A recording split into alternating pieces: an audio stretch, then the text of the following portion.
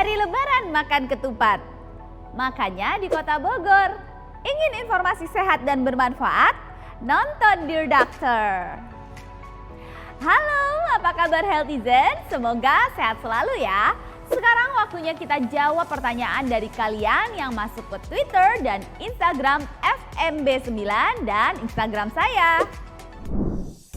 Pertama ada dari @ane.marcella. Dear Doctor, Dok, selama ini kan kita selalu mendengar anjuran pemerintah untuk mencuci tangan. Nah, saya ingin tanya nih, seberapa efektif sih antara sabun cair, sabun batangan itu bisa melindungi kita? Nah, terus juga nih lebih baik sabun yang berlabel bisa membunuh kuman atau sabun yang biasa aja untuk kecantikan dengan fitur bisa menghaluskan kulit ya?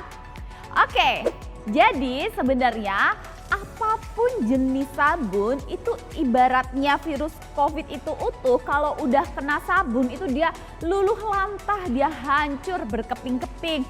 Itu sabun merek apapun, mau yang bisa menghaluskan, memutihkan, mencerahkan, bahkan yang berlabel antiseptik atau juga anti kuman itu sebenarnya dia sama aja dengan sabun-sabun yang lain. Makanya gunakan sabun apapun, merek apapun, dengan wangi apapun juga nggak apa-apa. Terus kenapa sih kok harus 30 detik? Padahal saya kayaknya kalau cuci tangan 10 detik juga udah kelar. Jadi kalau kalian tahu di dalam telapak tangan kita itu banyak lembah-lembahnya. Makanya kalau kita cuci tangan itu sebaiknya dengan melakukan 6 langkah cuci tangan dan juga selama 30 detik. Tujuannya supaya area tangan kita itu semuanya bisa tercapai oleh sabun dan bisa membunuh semua kuman ataupun virus yang ada di tangan kita. Yang kedua ada dari @edric_smartcio. Dear Doctor, Dok, bener gak sih kalau kita flu biasa terus swab antigen hasilnya pasti positif?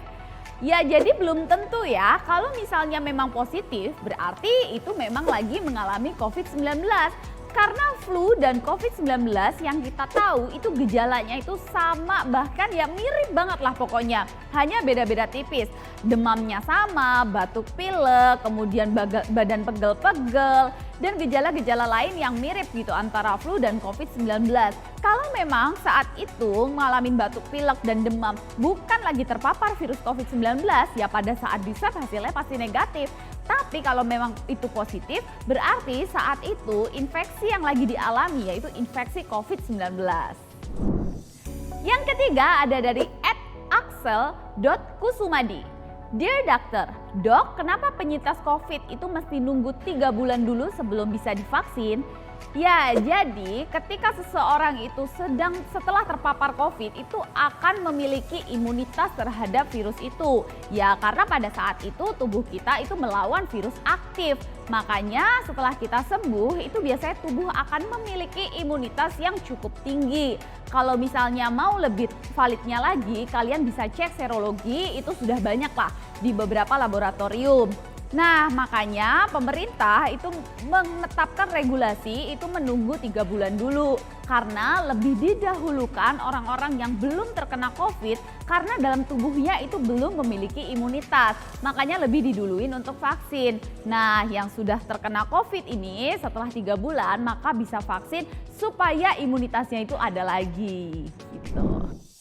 Nah, ada lagi nih dari @pantera_tigris. Dear Doctor, Dok, kok tetangga saya nggak pernah keluar rumah tapi bisa kena COVID? Apakah COVID bisa menular lewat paket atau makanan online?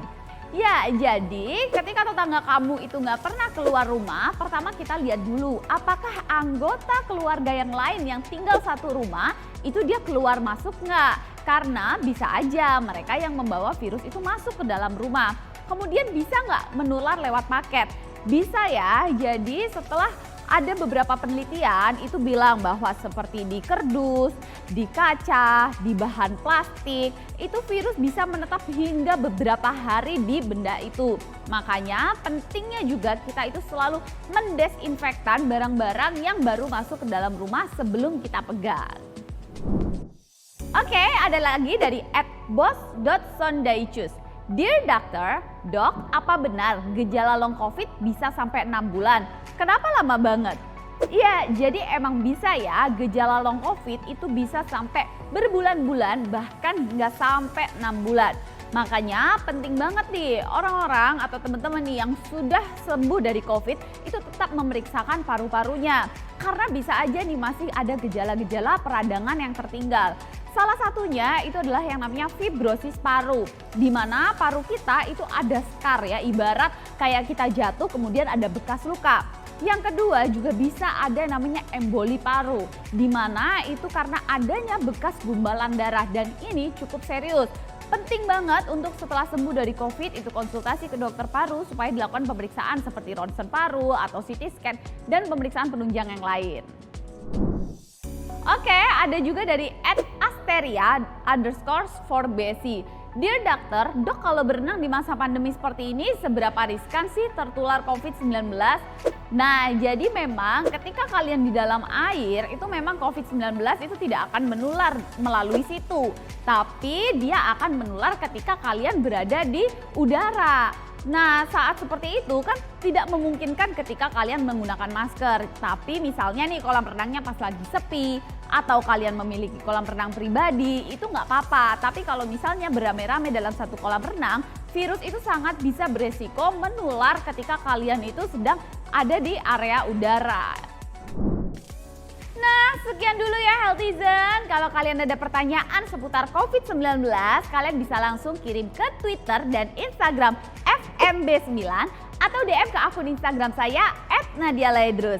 Sebelum pisah, saya punya pesan dulu nih buat kalian. Malam-malam beli buah, belinya di dekat kuburan angker. Jika kamu ingin keluar rumah, jangan lupa pakai masker.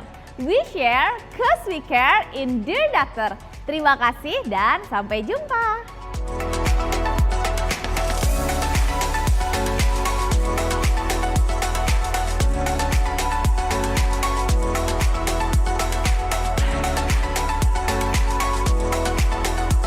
Acara ini dipersembahkan oleh